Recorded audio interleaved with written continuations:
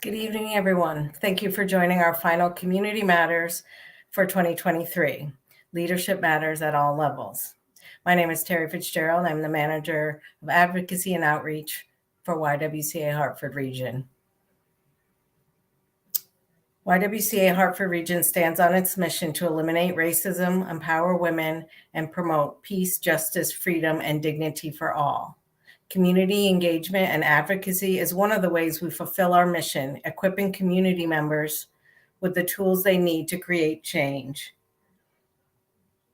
To become a community with unlimited opportunities to unlimit opportunity. This evening, we'll be discussing our 50-50 campaign and why leadership matters at all levels.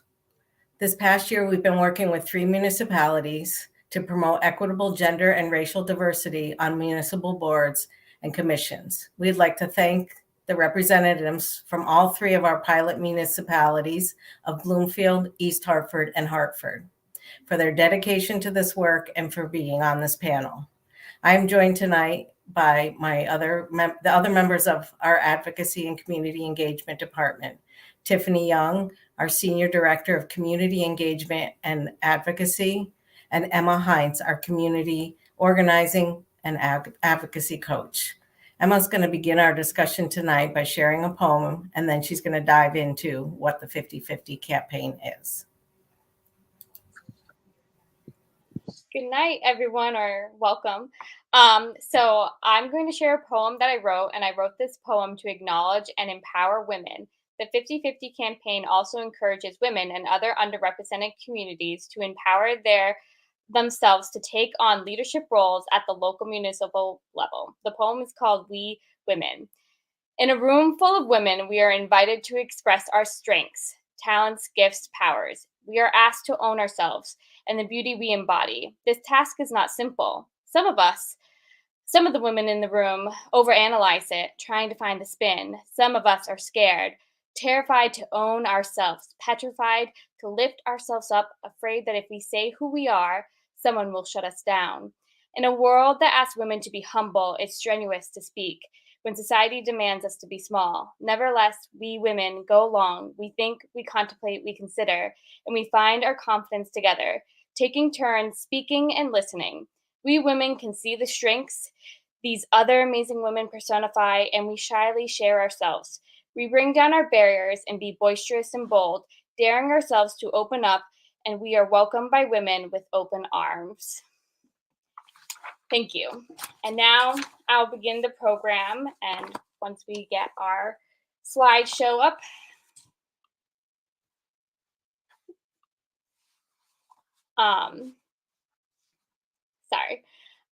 So the 50-50 campaign was inspired by the 2020 Secretary of State's report on gender and racial composition of Connecticut state boards and commissions. This report was used during the 2021 legislative session to justify the need to diversify representation on state boards and commissions. During the 2021 legislative session, the Connecticut General Assembly enacted Public Act number 21-35, declaring racism a public health crisis, and Public Act number 21-49, which set in action efforts to diversify state boards and commission. The YWCA Hartford region was an active advocate for the passage of both laws and is spearheading the 50-50 campaign to galvanize a local response that deepens this work. The purpose of the campaign aims to educate and encourage community members like all of you to join municipal boards and commissions. The goal is to promote residents who identify as women and people of color to participate in decision-making process, which impacts quality of life issues for all residents. The 50-50 campaign is designed to serve as a pipeline to representation. So the description of the 50-50 campaign, as the title implies, 50% of our effort goes towards working with the municipal governments, which is why we have them joining us here tonight. That helps to transform policies, practices, and processes to increase recruitment and retention of women of color and those who people who identify as women and those people of color. While the other 50% of the effort is focused on engaging and educating community members on the importance of participating on local boards and commissions to create change in your community. So props to all of you who are here live tonight, because you understand that you want to see a difference in your community, but also be a part of that change. So some quick myths about municipal boards. Some people might think that you have to be elected to participate on the municipal board or commission. However, most of the time you just have to be appointed by town leadership. Some people often think that you have to be registered Democrat or Republican to participate on your local boards and commission. The truth is that yes, and sometimes you do have to, but most of the time you just have to be a registered voter. So make sure you are registered to vote and check out the eligibility requirements in your town. So into the census data. So now that we understand some of the facts, it's important to know the need to increase diverse representation on local boards and commission. The 2021 census broad data indicates that there is a significant population of people of color and women within these three municipalities exampled here, which is Hartford, Bloomfield, and East Hartford. Municipal investment to reform policies, practices, and processes to reduce barriers to participation in combination with the community-based engagement and education could extend the opportunities for residents who identify as women and or people of color to participate on those local boards and commission. These towns listed here recognize the need for their boards to be more representative of the people they serve. So diving into a little bit of the broad demographics.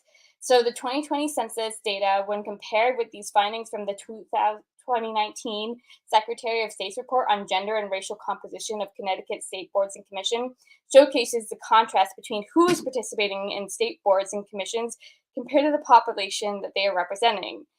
As you can see, there are some places where there's huge gaps, where you can see that there's way more in the census data compared to the actual people representing. So big shout out to our partnering municipalities who recognized these gaps and decided to join the 50/50 campaign. So the purpose and impact of boards and commissions works to increase citizen participation at all levels of state government and covers a broad range of issues such as education, the environment, natural resources, social services, economic development, and transportation.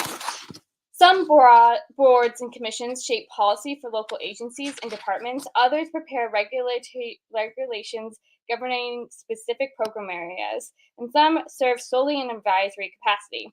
Boards and commissions are created by state laws and rules, executive orders, federal laws, and regulation. Each board is unique in its purpose, mission, and role. It is especially important that members be familiar with their board's governing statutes or other authorizing directives, so they understand the framework within which each board must operate.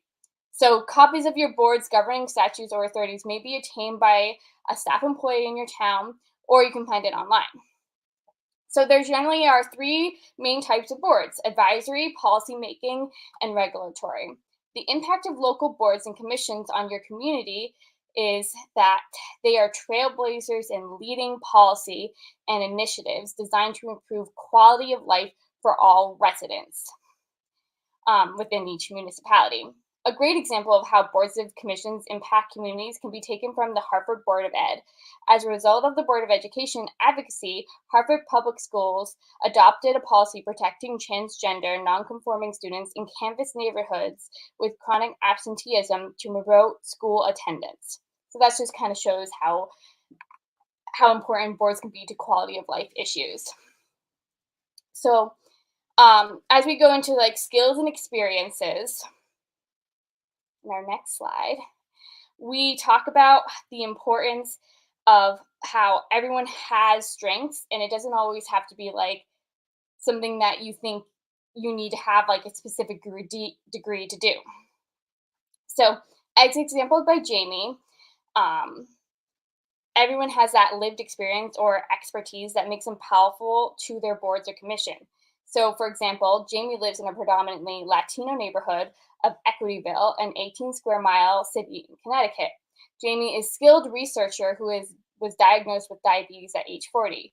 Jamie learned that eating healthier could help keep symptoms of diabetes at bay, However, there are no grocery stores in their neighborhood that sell fresh produce. So Jamie talked to the neighbors and community members who agree that access to healthy food is difficult in Equityville. So Jamie applied to participate on Equityville's Public Health Commission to advocate for access to healthy foods. So, so someone could have a knowledge about research or living near the city dump and want to participate on and knows that there's a community issue of pollution or poor public health, and they know that if they join their local boards on public health committees or environmental committees, that they can make a change about those community issues because they have that lived experience. And so, in general, we use this to say that anyone can participate on any of these boards and commission because their lived experiences is what really makes them the best people to be on these boards, because they're the people in the towns who have the knowledge about their community. So we really want to empower everyone to know their leadership style. And we have this leadership compass quiz that we can put in our comments that helps, because we know it can feel overwhelming to understand the skills that we have and that we bring to the table. So when you take this quiz, it helps you understand what you might bring to a table and the skills that you have. And we'll also put like some of what each of the style or direction means. But to keep going, just in general, the application process, we want you all to look out on your town websites, your town halls, libraries for postings of open positions on your town boards. Search, go out and find them. Ask people around if there are opening positions and learn what do these boards do and what can it do for the town. And then apply. Head to that application page, either on the website, in the town hall, on that board commission page, and apply. And then the board or commission will review your application, and then maybe we'll ask you for an interview. And just remember that this is a volunteer position, so you just have to be yourself and talk about why you want to be a part of the board.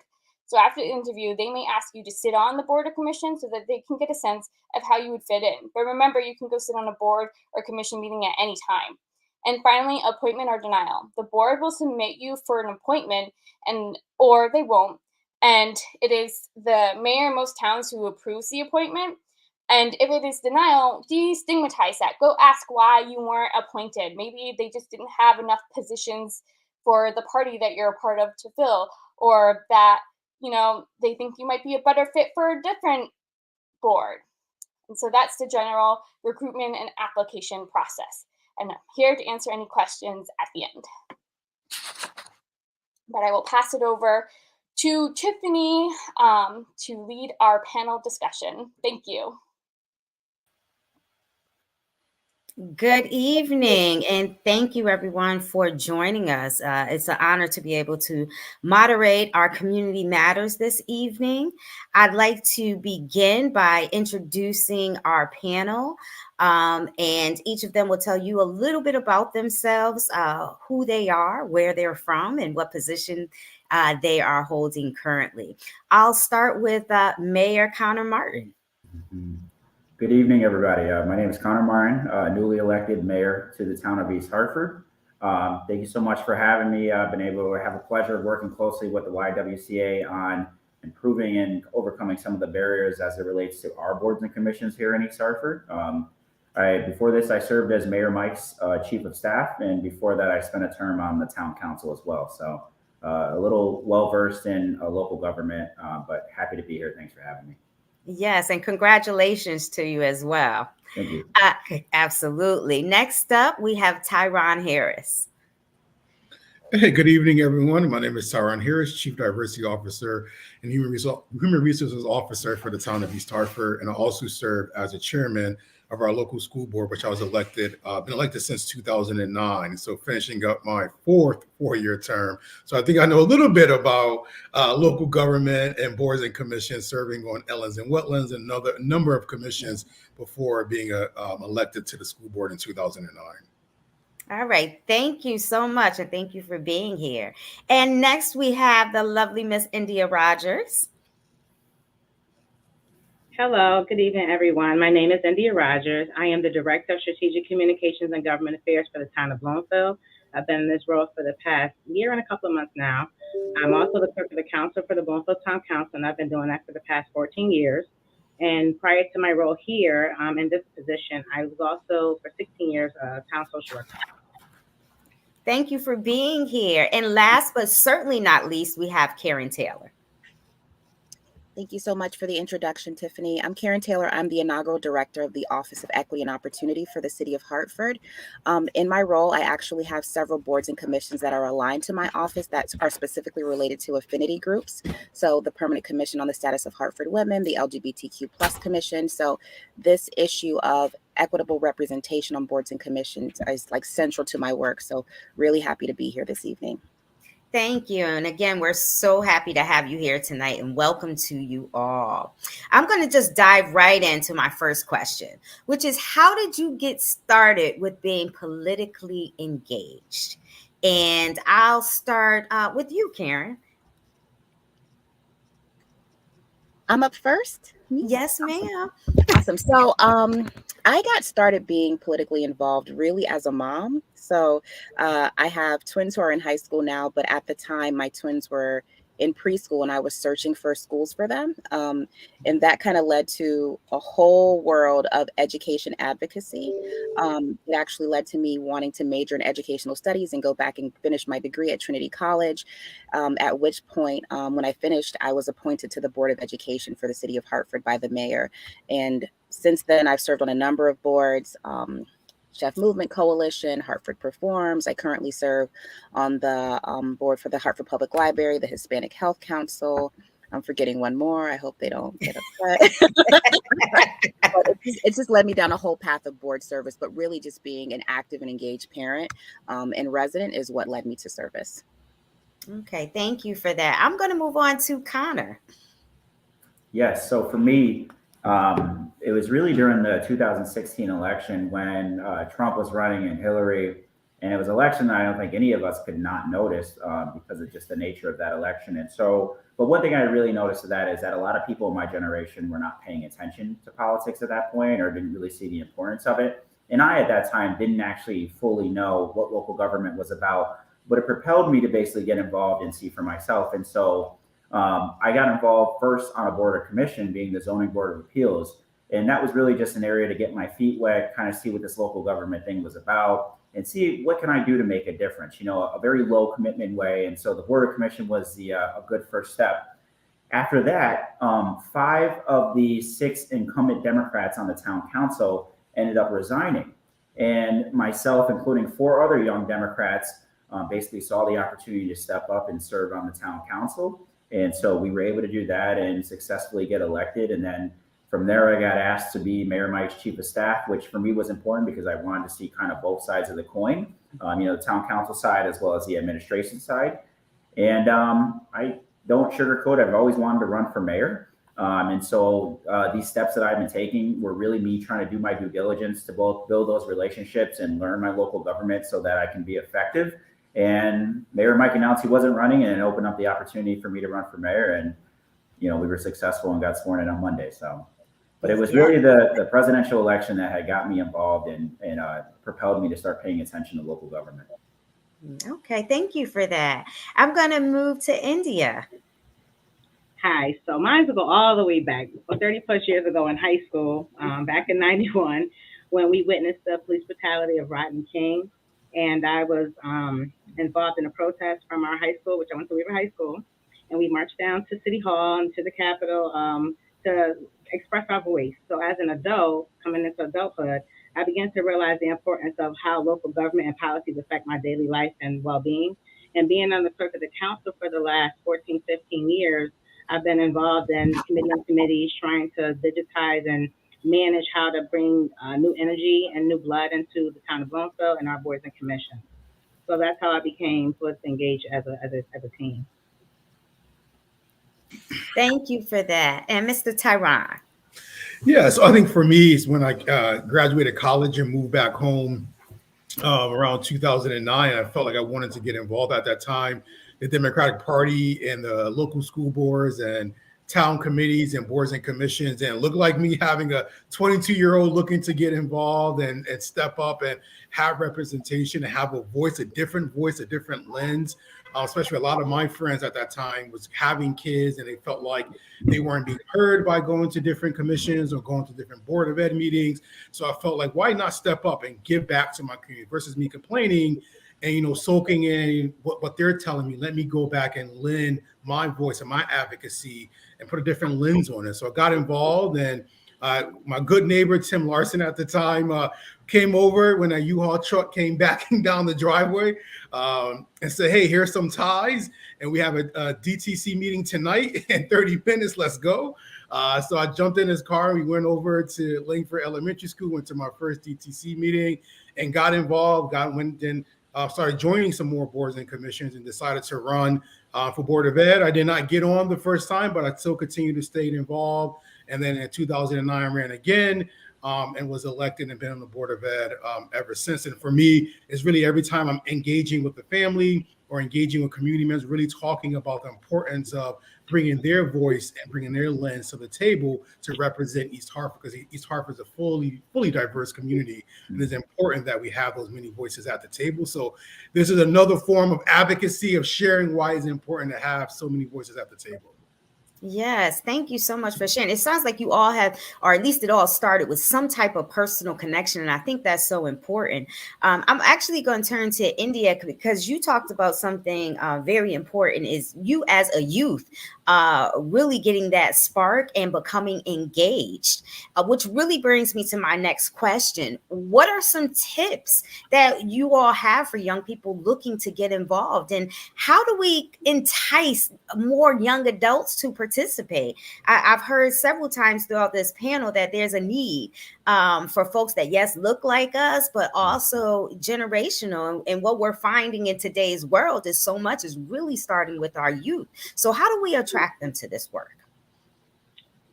For me, I would say to have them get educate themselves about the issues that are important to them in their community and making sure that they have a voice.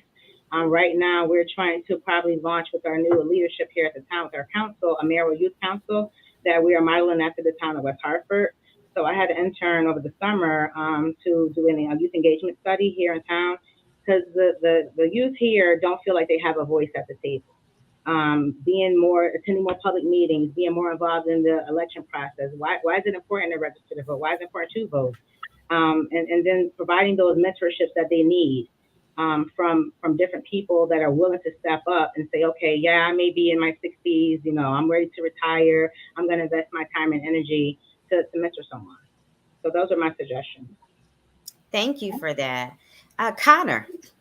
Yeah, I love what India said. So for me, it's the whole reason I got involved is because I wanted to show the younger generation how important local government was. And I think we could all agree that local government, in my opinion, is the most important government, as it's the one that directly impacts the voter. You pay your taxes to the local municipality and we make decisions on behalf of that money.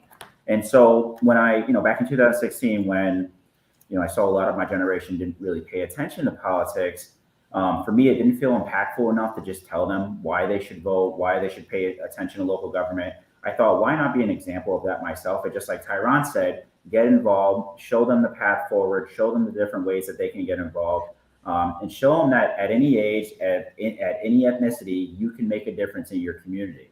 And I think just being an example of that, filling in these positions, showing that you can look like this too. We can look the same, we can come from the same background, and we can hold the same position. I think it's just much more powerful than just telling them. I want to be an example of that. But I think it's tough with young people because, we may not have children in the school system. We may not own a home yet. We may not have not a real stake in the community, but the stake that older adults have, we may not pay the level of taxes that older adults have, so we may not need to pay attention. Like I said, if we don't have kids in the school system, we don't have a reason to pay attention to what the school system is doing. So I think we need to find why local government is important to young people outside of those life milestones that still entice them to get involved. And I think it's showing that you can find purpose in getting involved at this age. I mean, helping people gives me purpose. being able to help employees, being able to work with Tyron as our HR director and do great things on the town gives me purpose. I don't have kids yet. I'm hopefully going to be owning a home soon, but I have a stake in this community because I grew up here. I care about it. I care about the things that happen. And I just get purpose in being involved in the direction that this town is going to go in. And I think that's how we entice people into local government. Thank you. And I'm going to move to Tyron on this question. Yeah, so I think for me is really, I always try to share with young people, even anyone getting involved in politics for the first time, is to be patient, right? Understanding that, everything is going to happen over time, and time is change is hard for people. But I always encourage people, just stay involved, get involved, stay involved. And then sometimes if you're struggling with understanding, ask a lot of questions. And if you don't feel confident or comfortable, have a side question, identify someone on that board or commission, or identify someone in a community that you can go underneath their wings. They could be a mentor to you to kind of explain to you the ropes and how to be progressive when you think about presenting new things to the community in a different lens. Often hear from people in the community, well, I left that board and commission because I wasn't being heard. And it's like, okay, so what's another way we can tackle this where you feel like you are adding value, your voice is being heard, where you feel like, you don't always have to be a yang, be competitive, right? You don't always have to butt heads with an older member on that board and commissions, about how can we do this together, and how can you hear me and I can hear you and receive what you're telling me, and I can receive what you're sharing back with me. So I've always tried to encourage everyone just to be patient, stick it through, and then just hear from many different voices, and just listen, be receptive to open to change, and hear how to do this in an effective way versus coming in and kicking down the door and burning down the house. Let's do this together. So trying to encourage them. Often I just had a conversation at the grocery store the other day about someone on a board and commission wants to resign. I'm like, no, don't do that. Let's figure out a way to entice that membership and figure out a way to where you feel like your voice can be heard in a more effective way. So, yeah, great wisdom. Thank you for that. And Karen. Yeah, I think that there are probably two things that come to mind when I think about enticing young adults to participate on boards and commissions. The first one is like really weaving civic engagement into our K through 12 education in a way that's meaningful, like showing them how issues directly impact the quality of their lives. Even I think at one of my kids,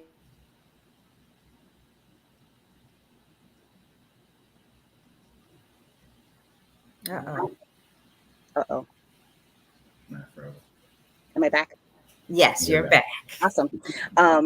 So they got to practice voting, like voting on the school lunch at the same time as the local election. So giving young people an opportunity to exercise that muscle of civic engagement is important, and embedding that from young is critically important. But also too, this is such a middle class, middle age activity board service, right? I think it's important for us to give young people, the details of the commitment. How often does it meet? Like, what's actually expected of you? And what are the reciprocal benefits? Do you want to add this to a resume? Or, how could you grow professionally from this? Like, what do you want to get out of this board service? In addition to having your voice heard and improving your community, you can, expand your network of colleagues. You can also learn Robert's rules. There are so many other skills that are transferable and that are beneficial to young people in the larger world and workplace. And we have to really articulate that on the front end for them. Yeah, thank you so much for sharing that. Tyron, I'm going to go to you. You mentioned earlier about not giving up, right? And sometimes, you're going to go for a board position or a political position, and you're not always going to make it. But it should not stop you. So I ask you, how do we encourage people to stay involved, even if they are not being selected to join a board?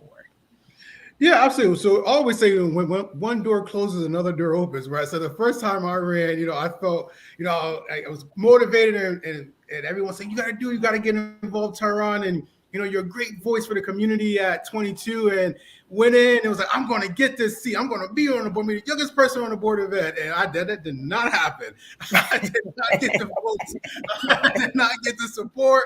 And I said, okay, you know what, Tyron, that's okay, right? It gives you more time to learn more about boards and commissions and learn more about local government, learn more about the school board and building that network and that coalition for that support. So for me, yeah, I think at times people say, all right, I didn't get on, so I'm just going to give up. But I use that as an opportunity. Like anything in life is what did I learn from that experience? And I learned from that experience is that I was truly not ready.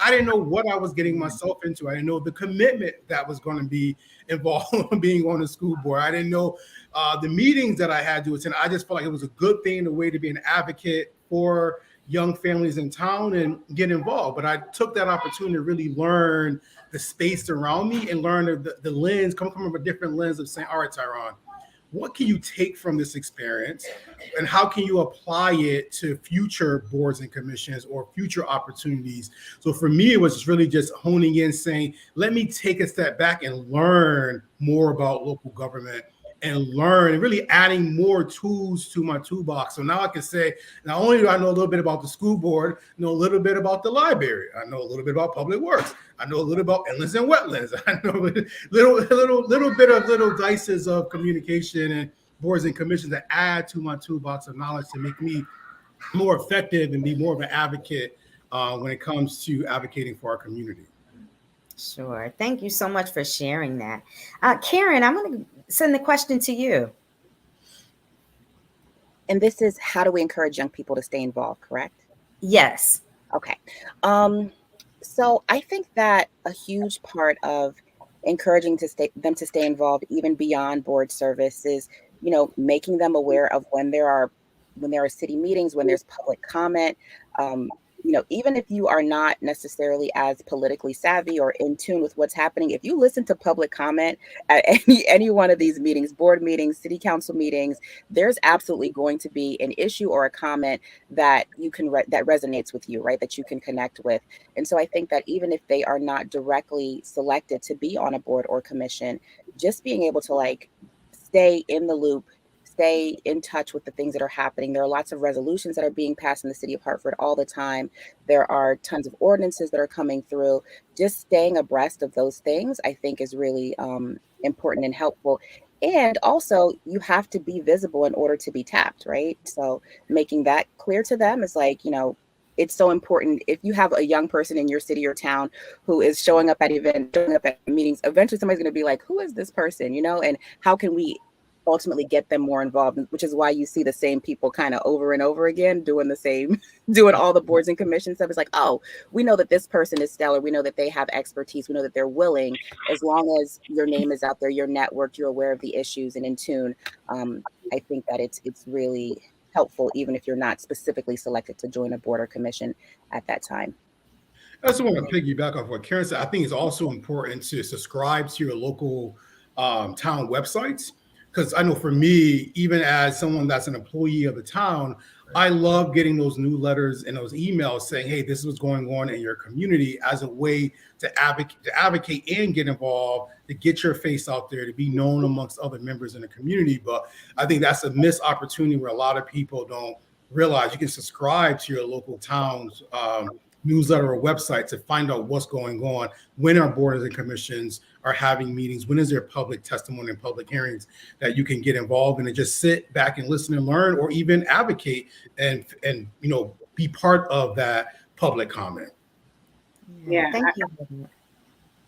I definitely agree with Tyron on that, because my department, that's what I do. We run the town website here, so we produce our weekly newsletters, our quarterly newsletters, and I think also sharing opportunities in the community to volunteer as well for different, senior housing facilities we may have, or at our community center, and getting more young people involved in that fashion and after school programs, as well as trying to connect some of the local issues that they may have and providing that clear connection to them so that it relates to what they may be going through or not, and getting their involvement to have some more positive change in the community on that front.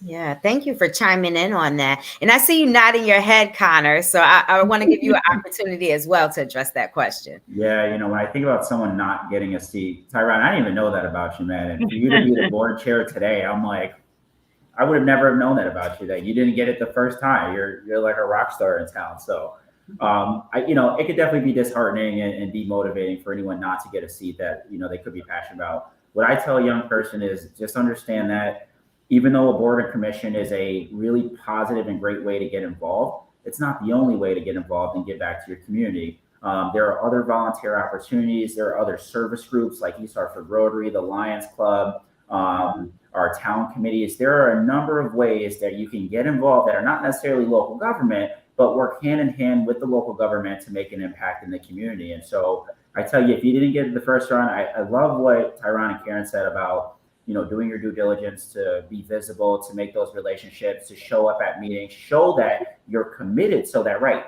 there is no question that you're the next person in line that we should pick for an important board or commission. And I think we got to meet young people where they are. And so with the Town of East Hartford, we've really increased our social media engagement. The information that we put on Instagram, Facebook, we're looking at a TikTok. I'm just saying we're looking at it. I don't know if we're going to do it. But, just trying to get the information where they best seek it, where they can best understand it, to get them fired up, to get them passionate, to show that, we're modern, we're young, we're hip, come join us. We're what you are. So we want to meet you halfway. But I think most importantly, understanding that maybe you didn't get this board and commission seat. It's not the only way to get involved. Continue to pursue getting ways to involve to make an impact in your community. Yeah, thank you. Thank you all. I think what you're saying is so impactful. I want to dive a little bit into your individual municipalities. Describe what you think are your community assets and also the challenges, but most importantly, the solutions. I'm going to talk to Karen first, who is my hometown, Bloomfield. I'm sorry, not Karen. I apologize, India. I was like, why would you start with me first, Tiffany? Listen, Tiffany live here. Y'all all know me. Facebook now know me. I would say our community assets is that we have a very, very diverse town. We are, I would say, approximately probably 60% African American and about 4% Hispanic and 2% Asian. So you're talking about over like 65% being diverse in our community, which we're very open and welcoming. I do think we have some great town facilities and programs and services that we offer to address all of our communities. We are a growing senior community as well, so we're sensitive to that. We have some challenges right now in our town. We have some transition of municipal leadership, like we're recruiting for a new town manager. And we need that because we need someone to be able to give us that guidance and direction from an administrative perspective in collaboration with working with our local elected officials. So that's one of the challenges that we face. Also balancing the needs. For me, I also balance the administrative oversight of 48 town boards and commissions. So trying to figure out how to manage that along with all my other job duties that I have and being a clerk of the council as well. And then also I would say most of our volunteers that we've always talked about encouraging young people to get involved are older. So based on our population and how to not have them kind of, I hate to use the word die out, but have them, retire from those boards and commissions and not have replacement for those, because we have over 150 volunteers right now. So making sure that they're shown and appreciated, that's what we're trying to do, to develop a program for that. Some solutions, I would say, identifying some strategic pathways to encourage and foster that civic engagement that Karen was talking about, and developing our mayoral youth council to encourage young people to come in. Maintaining open, transparent communication with our residents is very important to identify their expectations of us and their needs, and just advocating for appropriate budget dollars during budget time so that we can support those resources and get them involved as well as support our boards and commissions. Great. Thank you so much. I didn't mean to put you on the spot, but I knew you had the answer. So I'm going to go to Connor and Tyron. I don't know if y'all want to tag team or who wants to go first. I don't want to go after Connor. He is the mayor. So obviously I don't know how I can follow the mayor of I'm not going to leave you with anything to say, Tyron. So I know what we're going to talk about. Well, okay. I'll say what my perspective is, and then, Tyron, so for me, I think our greatest assets and strengths is definitely our diversity. We're the second most diverse town, I think, in the state of Connecticut. And one thing I'm very proud about is that East Hartford is a full service town. So we provide services under the sun. We can service you from when you're a baby to when you're a senior. And it's all professional. It's all paid. There's no volunteer services. And most of it is all 24/7. What I think our challenge is, though, is civic engagement. And so even though we're the second most diverse town in the state of Connecticut, The population of people engaged in East Hartford in terms of voting, in terms of filling in those seats on our boards and commissions, are primarily older and white. And so we have a very diverse population, but much of it is disengaged from the community. I mean, that's the very reason for why we worked with the YWCA, was to look at what are those barriers that are preventing people of color from getting involved on our boards and commissions and any part of our local government. And, looking at what those barriers are, looking at ways that we can be more attractive to our boards and commissions. But we had a serious problem for a while where we had many boards and commissions that couldn't even get a quorum because members weren't showing up or we couldn't get seats filled. And anytime we can't get a quorum, that's a delay to a resident's business that is really doing a disservice to the community. And so for me, we have a great strength here, but we haven't yet been able to tap into it or get those people engaged in our local government. And there's areas where we'll suffer from it. So for me, some of the solutions, and Tyron and I, we talked about this as we just got through the campaign, is I think we need to be out in the community more than just around election time. And election time is only a short stint, and so most of the time we'll target those who we know are going to vote for us. And we have 12,000 Democrats here in town, and about 12,000 unaffiliated voters, and about 4,000 Republicans. We never take the time to engage those unaffiliated voters. And it's not that we want to swing them to any party. It's that I want to get them involved in our boards and commissions and in our local government. We've made some great strides in now accepting unaffiliated voters onto our boards and commissions because we have the majority minority makeup of Democrat Republican. So we've done that in a way to get them involved. But I think us as elected officials, we need to be out in the community more than just during election time, engaging those voters, showing them why it's important to know who we are, know what we're doing. And like I said, try to build that bench and build that civic engagement strength in East Hartford that we're just struggling a little bit with. Yeah, thank you so much, Tyron.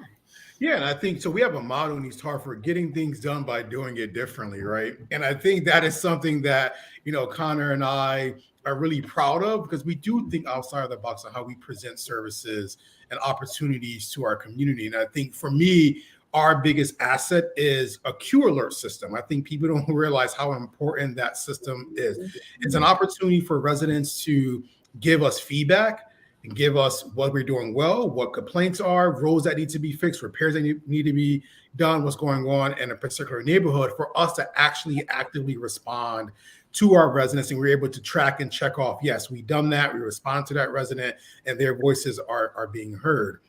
And I think, like Connor said, I think a little bit more representation, right? But thinking of ways to meet people where they are. Sometimes people cannot come to a meeting in person at 5 o'clock where they have to make dinner for the kids. How about looking at offering Zoom meetings or offering boards and commissions on the weekends, or having our registered voters office open until 8 p.m. on a particular night to allow people access, right? So I think when you think about opportunities, about being creative of how we reimagine and rebrand ourselves on these many opportunities that we want to offer to our residents. Thank you so much.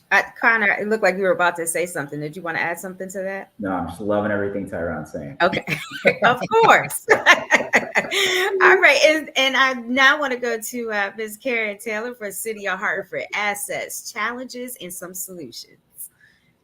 Oh, not the solutions too. I got assets and challenges. I think we collaboratively work on some solutions.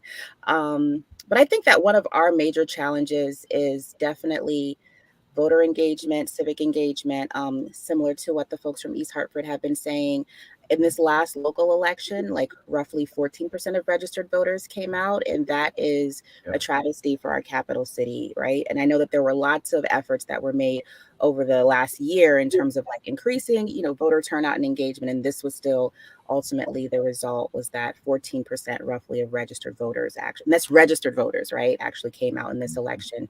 So low voter turnout, low civic engagement, and then also, Connor, to your point, post-pandemic, right? A lot of our boards and commissions were going strong before the pandemic. Then folks got like doomed by Zoom. They were like, we are burnt out. Do not send me another link, right? And we've lost a lot of our boards and commission members, people who are really strong. Folks kind of need that face-to-face engagement to an extent, and in order for them to remain connected and there's so much that happens in that like post meeting conversation, chitter chatter, right? Like if we were all in person, I would be like probably pulling Tyron to the side and be like, oh yeah, there's a whole lot of other work that happens even outside of the specific work when you're in person and able to connect with community. So I feel as though that has significantly impacted the way that our boards and commissions engage. Many of them have been asking to meet in person again, and we're still kind of leery trying to figure out how to piece it back together. And also the issues that they were working on relative to community have shifted post-pandemic as well, right? There's a lot more conversation around housing and homelessness, and people are trying to figure out how to tackle these issues in what is essentially a new world. You have youth mental health crisis, all sorts of things that are popping up as more prevalent and relevant than they were previously. So I would cite civic engagement and also the pandemic as some of our challenges, and assets. We're a capital city, we're a cultural center. Hartford has it. Y'all threw y'all slogan out there. I'm gonna throw mine out there. Hartford has it. We have an amazing administration that is actually transitioning. So there's so much opportunity. What Mayor Bronin has done over the course of his administration is just awesome, right? In terms of economic development, in terms of art and cultural things that are happening. So there are so many places where people can find themselves and insert themselves.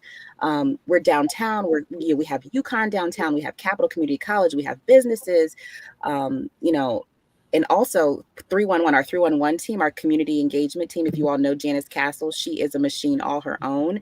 And so I think that that's absolutely an asset because we can absolutely get the word out there, right? We have a really great newsletter that, no matter what the circumstances, it comes out every Monday, right? Highlighting all the things that are happening in communities for people to get involved. And then I would say that the way that we're kind of viewing diversity for our boards and commissions is not as much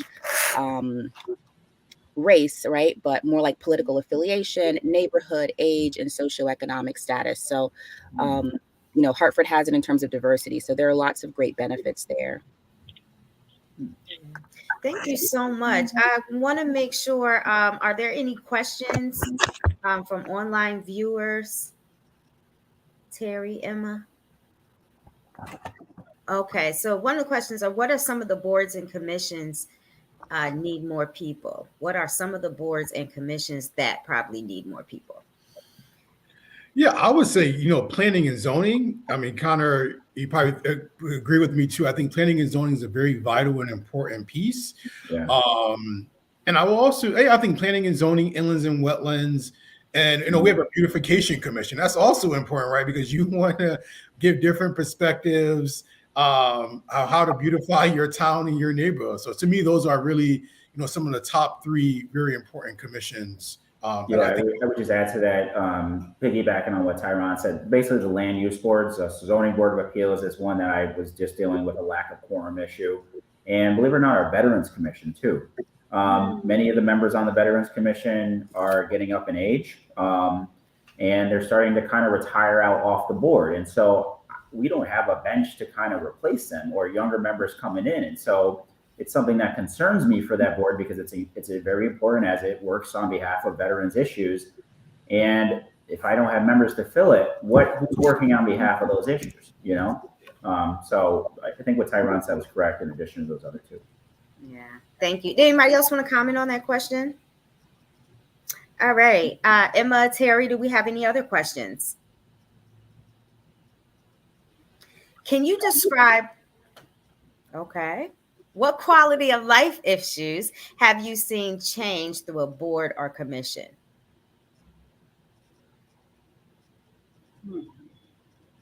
So, I would love to. Go ahead, Karen. Yeah. So the city of Hartford actually has a civilian police review board that investigates instances of police misconduct. It's sort of like an independent body that reviews citizen complaints, and then they literally have it independently investigated. They hear the cases, and then they either substantiate or unsubstantiate those particular claims and charges. So that is critically important work. We actually had an inspector general ahead of the state inspector general in the city of Hartford. And all of this stuff came out of our 2020 revisions to our ordinance on the Civilian Police Review Board. And so as a result, I think that residents absolutely feel safer. They feel as though there is an avenue and a venue for them to be heard if they do have complaints. And additionally, I've seen it where, maybe a resident might claim that something happened to them relative to their interactions with HPD, and HPD is then cleared of that, right? Because now we've reviewed the body cam footage. And so it really is an accountability metric that's beneficial to both the police officers and our community. And it really has changed. We got most of the folks on CPRB trained and functional, and we cleared the backlog. All that happened like post 2020, and incredibly proud of the work that's been done there for a quality of life issue in Hartford. Awesome. Thank you. Connor, did you want to chime in on that? Yeah, I was just going to talk of a personal situation I had when I was on the Zoning Board of Appeals. And this is where I had learned how impactful, how such a low commitment board and commission can make such a high impact in a resident's life. And so we had the Zoning Board of Appeals deals with zoning violation appeals as well as variances, which is like an exception to whatever the zoning regulation is. And there was a gentleman who had come before us, and he had built kind of an extension off of his home. And he was requesting a variance because he had built it a little closer to the property line than what was allowed. And, we understood it wasn't a big deal. It was about a foot over the property line, and we had approved it. And what we had approved actually was the building of an extra room for a family member who was sick. And so us saying yes, which was very simple, it was not much for us to do, had a huge impact on that resident's and his family's quality of life, by allowing us to allow him to build this addition on his home to house his sick sibling. And something like that, so little, so quick, it didn't take a lot of effort on our behalf, but made a huge impact on him and his family that I'm sure has lasted for a few years now. So for me, that was a personal experience I had where just a particular situation definitely impacted someone's quality of life for the better. Wow, powerful. Anyone else want to chime in? Okay. Next question. Can you describe what you think are your community assets and challenges, as well as some solutions? I think we did that question and addressed that. Is there any other questions? Do you think joining a local board? Okay. Can you describe? All right.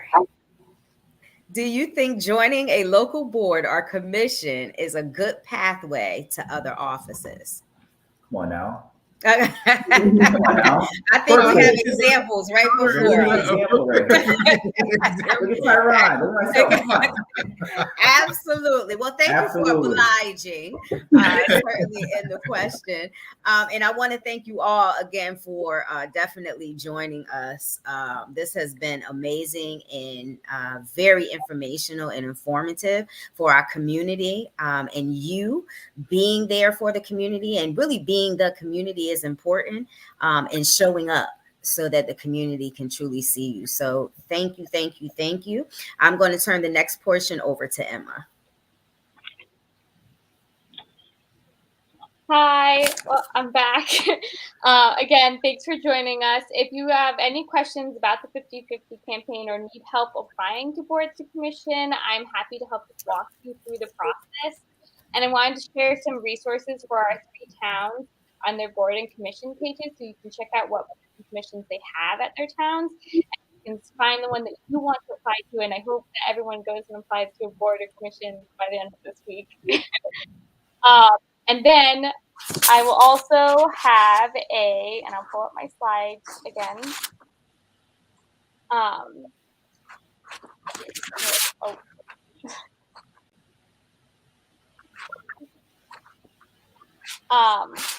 And we already did questions, but if anyone wants to take our post-presentation survey to tell us what you've learned about boards and commission, you can scan the QR code, and we'll also drop the links into the comments that you have access to it. And if anyone needs help applying, you can reach me at emmah@ywcahartford.org, and we'll also put that in the comments as well. I hope to get emails from lots of you about applying. Have a great night, and thank you everyone for coming. Thank you so much. Thank you. And again, apply today and share that information.